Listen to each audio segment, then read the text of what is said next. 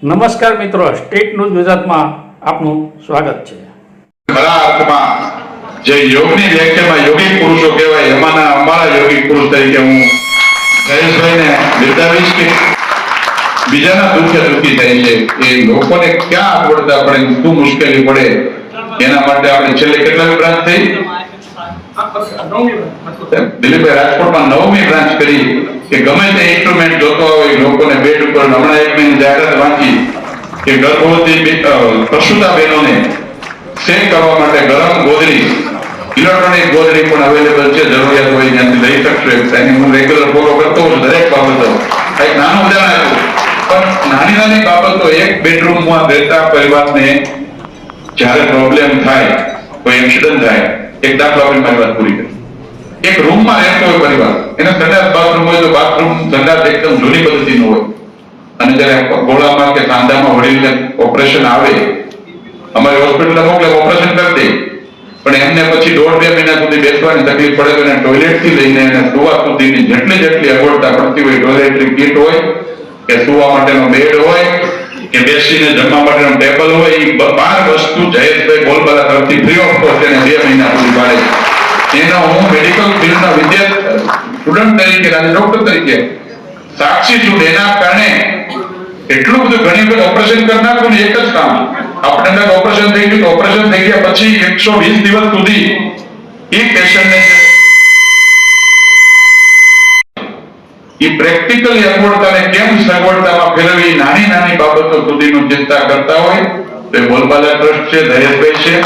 અને રાજકોટ માટે અમારા માટે ગૌરવની વાત છે. સૌરાષ્ટ્ર માટે જ્યાં પણ જરૂર પડી છે ત્યારે હંમેશા ઉભા રહે છે. આ પ્રકારના વ્યક્તિઓનું સન્માન કરવું એ જયેશભાઈનો કર્તવ્ય અને શોખ છે. અમને પણ અભિનંદન.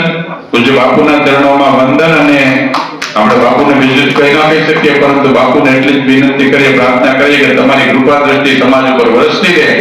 રાજકોટમાં કોઈ દિલીપભાઈ કોઈ ભૂખ્યું નથી સૂતું તો એનું શ્રેય બોલબાલા ટ્રસ્ટને જાય છે. 24 કલાક સતત જાગૃત રીતે આખી ટીમ જ્યારે સેવાકીય કાર્ય કરતી હોય ત્યારે એના કોઈ પણ કાર્યક્રમમાં આવવું એ આપણી માટે ગૌરવવંતું બની જાય છે. આજે પરમ પૂજનીય સ્વામીજીનું સન્માન સમારંભ છે ત્યારે આપણે સૌ અહીંયા ઉપસ્થિત છીએ અને આ કાર્યક્રમમાં આપણે બધા પણ સહભાગી બન્યા છીએ એનો હું રાજીપો વ્યક્ત કરું છું. આવા કાર્યક્રમો યોજવાથી સમાજને એક નવી દિશા મળતી હોય છે, એક નવી ચેતનાનો ઉદ્ધાર થતો હોય છે. ત્યારે બોલબાલા ચેરિટેબલ ટ્રસ્ટ વધારે ને વધારે આવા કાર્યક્રમો કરે. સેવાકીય કાર્યોમાં અમારી જ્યાં પણ જરૂર પડે ત્યાં અમે એમની સાથે છીએ. હું પણ બોલબાલા ટ્રસ્ટ સાથે વર્ષોથી જોડાયેલો છું અને એનું મને ગૌરવ છે કે આવી સારી સંસ્થા સાથે કામ કરવાનો મોકો મળે છે. આજના કાર્યક્રમ માટે ખૂબ ખૂબ શુભકામના. અસ્તુ. ભારત માતા કી જય. વંદે માતરમ. મારે ક્યારેક કોકની કોઈ દર્દીની કે એની સેવા માટે ફોન કરવાનો થાય ને, હજી હું ફોન લગાવીને હું બોલું નહીં, ભલે જી સાહેબ બોલો, શું સેવા કરું? આ એમનો નિત્ય ક્રમ છે. કોઈ પણનો ફોન જાય, સેવા કરું. આજે સાહેબ સેવા એ બહુ અલગ વસ્તુ થઈ ગઈ, કારણ કે માણસ મોબાઈલમાં જકડાઈ ગયો છે, પરિવાર વયો ગયો છે, પોતાના વયા ગયા છે અને પોતાના માટે ક્યાંક કામ કરી શકાય એટલું નથી. ત્યારે આપણે સમાજ માટે તો ક્યાંથી કરી શકીએ છીએ? ત્યારે સમાજ માટે આટલી ખેવના આટલું કામ કરી રહ્યા છે એને વંદન છે. વિશેષ કંઈ નહીં કહેતા.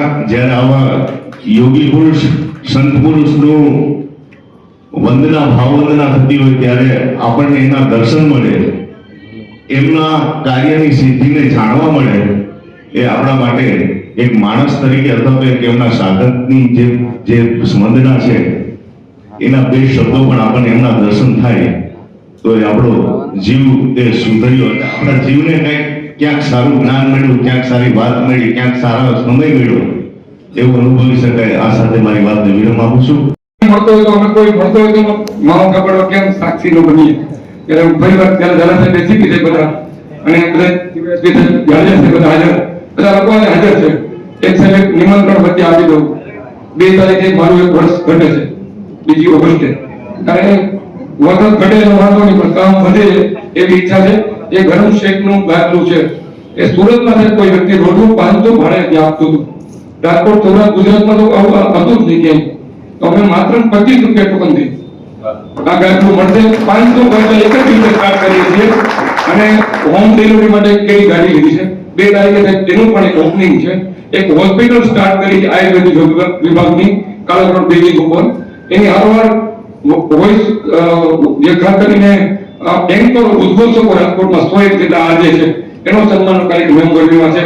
તો આ બધા મહેમાનોએ પધારવા અને આશીર્વાદ આપવા વિનંતી છે. આજના દિવસે એવોર્ડ ડિક્લેર કરવા જઈ રહ્યા છે. હું પવનભાઈ ખાસ એવોર્ડમાં જે આવ્યા છે એને વિનંતી કરું આજના એવોર્ડ માટેનું વક્તવ્ય એવોર્ડ કરી પછી ડોલરભાઈને અધ્યક્ષતાથી સાંભળતું એટલે હું પવનભાઈને વિનંતી કરું. પવનભાઈ આપ એવોર્ડ ડિક્લેર કરો. નમસ્કાર, મહેશ ભટ્ટ.